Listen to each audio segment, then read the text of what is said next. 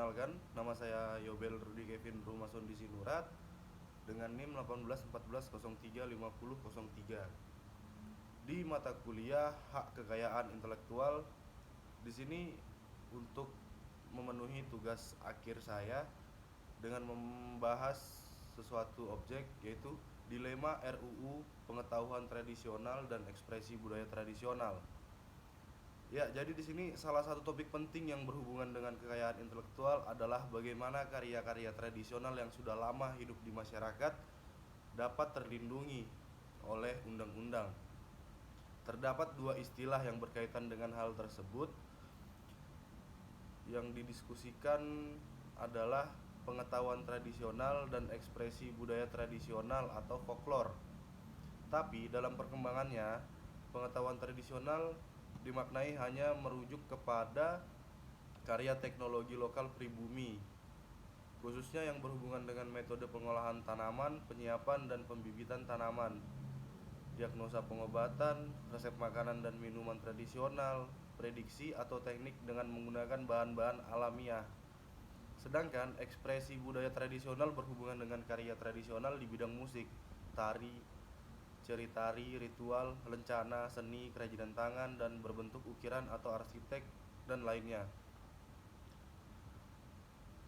Menurut WIPO, dalam draft artikel tentang perlindungan pengetahuan tradisional yang cukup luas sehingga memiliki beberapa iri dan batasan, seperti diciptakan dan dipertahankan dalam konteks kolektif oleh masyarakat asli pribumi dan komunitas atau bangsa lokal.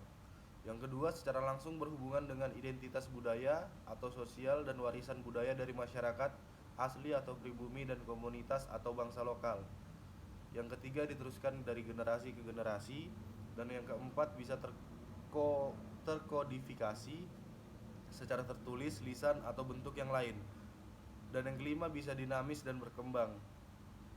Perlindungan pengetahuan tradisional sangat penting karena pengetahuan ini merupakan sumber ilmu penting yang berhubungan dengan kehidupan manusia yang dapat dikomersilkan.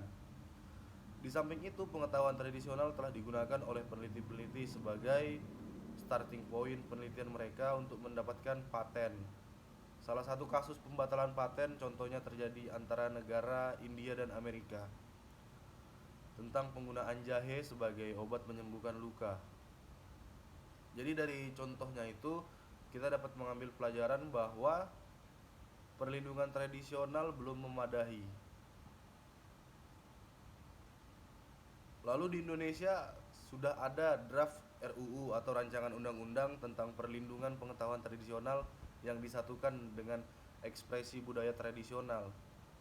Undang-undang ini berisi tentang ketentuan perlindungan secara positif karena memberikan hak-hak yang memungkinkan masyarakat untuk mempromosikan, mengembangkan, dan melestarikan hak-hak yang memungkinkan masyarakat untuk mengontrol penggunaannya dan mengambil manfaat dari penggunaan komersilnya. Lalu di samping itu, Undang-Undang Paten 2016 berisi beberapa pasal yang secara definisi bisa melindungi pengetahuan tradisional karena ketentuan-ketentuan tersebut mencegah terjadinya penyalahgunaan dan pencurian pengetahuan tradisional dengan cara mempatenkannya.